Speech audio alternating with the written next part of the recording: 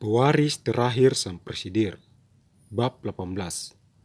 Ada hubungan apa Maya dan Abraham? Maya menarik napas dalam-dalam lalu melangkah ke depan.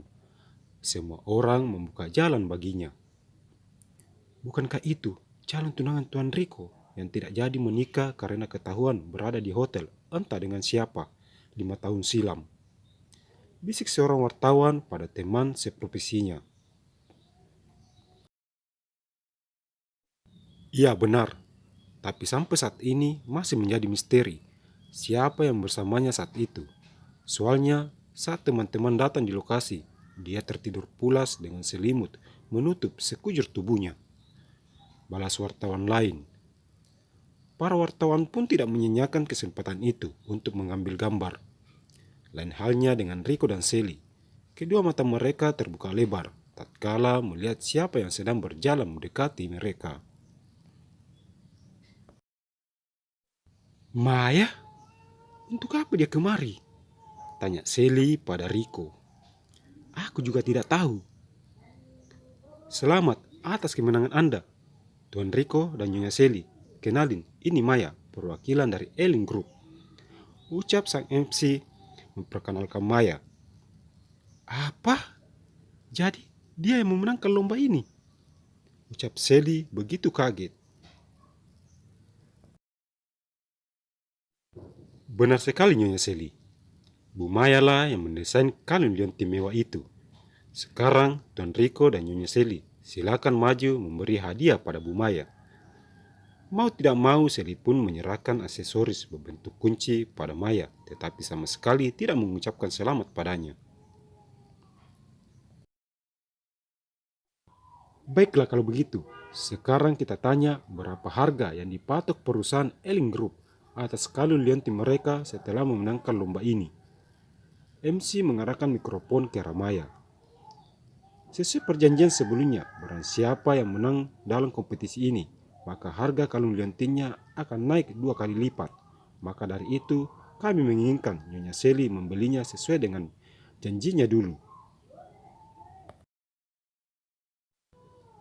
Memang dulu aku berkata itu, tetapi sekarang aku berubah pikiran setelah mengetahui itu adalah hasil karyamu.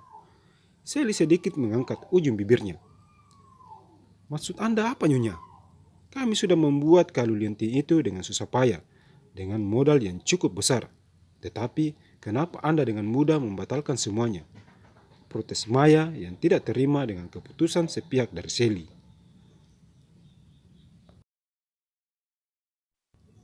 Itu hak aku, karena sebagai pembeli, aku berhak membatalkan jika tidak sesuai keinginanku. Tidak sesuai keinginanmu? Anda tidak sesuai keinginanmu, tidak mungkin kamu memilih desain kami sebagai pemenangnya. Pokoknya, kamu harus menepati janji. Ingat, perusahaan kami sudah mengeluarkan banyak dana untuk membuat dan mendesain kalung itu. Maya yang masih tidak terima. Seketika, semua orang dalam ruangan itu saling berbisik mendengar keputusan Sally yang tiba-tiba membatalkan perjanjian. Mas bisa lihat sendiri bukan kelakuan Maya. Sudah aku bilang padanya kalau aku tidak menyukai kalung buatannya, tetapi dia masih tetap saja ingin menjualnya pada kita. Sally memegang lengan Rico, seolah-olah ingin meminta perlindungan padanya. Kita beli saja. Kalau kamu tidak suka, kamu bisa menjualnya kembali di toko perhiasan. Tapi itu sangat mahal.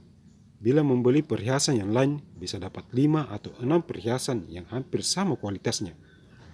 Semahal itukah harga liontin itu? Tanya Rico seakan tidak percaya. Sebenarnya kalung itu tidak mahal. Cuma Mayanya sendiri yang membuat harga setinggi itu. Seolah-olah kalung buatannya itu terbuat dari berlian asli, tetapi nyatanya bukan. Bisik Sally pada Rico. Jadi, dia tidak jujur dalam pembuatan kalung liontin itu? Dengan sigap, Sally mengiyakan.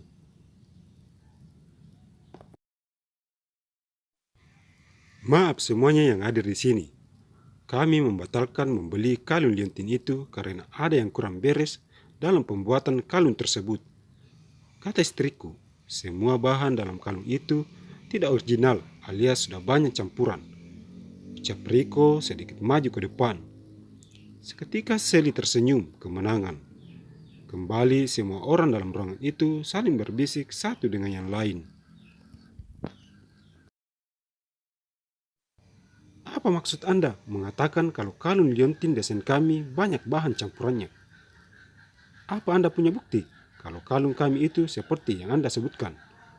Kembali Maya tidak terima dengan perkataan Rico. Jelas, aku ada bukti. Coba saya tanya Sally istriku.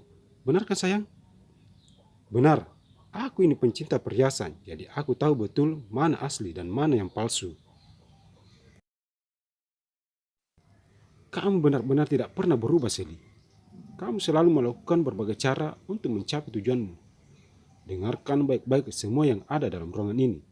Perempuan ini, atau yang kalian kenal sebagai Nyonya Sally, adalah orang yang tidak bisa dipercaya.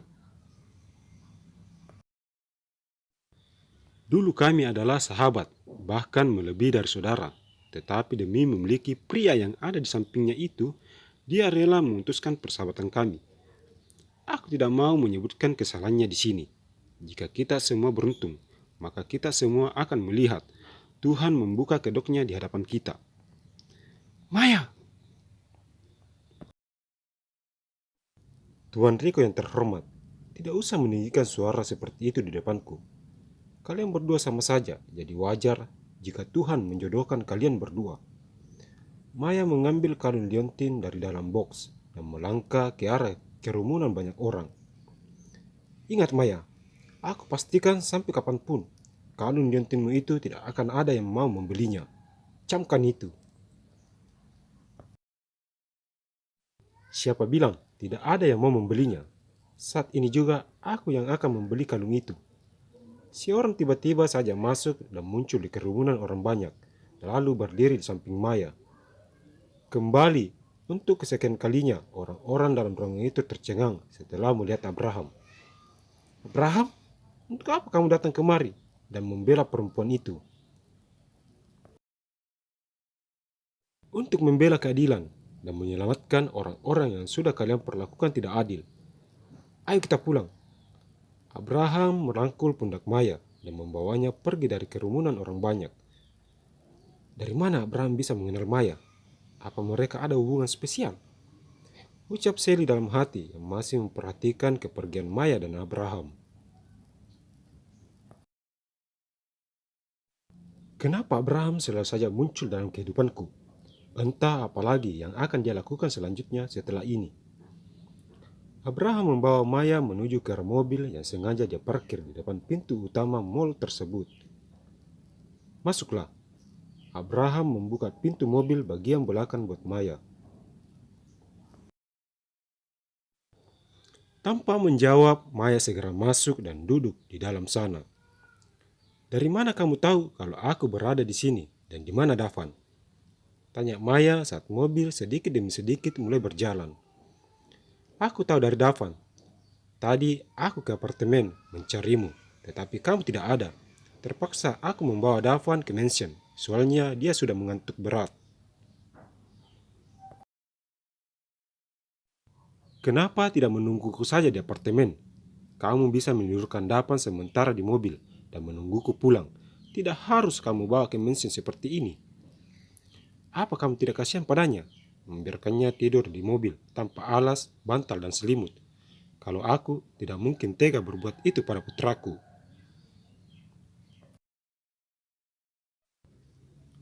Itu masih bagus.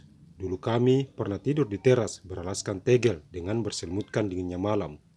Aku dan Davan melewati itu semua tanpa satu orang pun peduli pada kami. Mendengar ucapan Maya, hati Abraham begitu tergugah.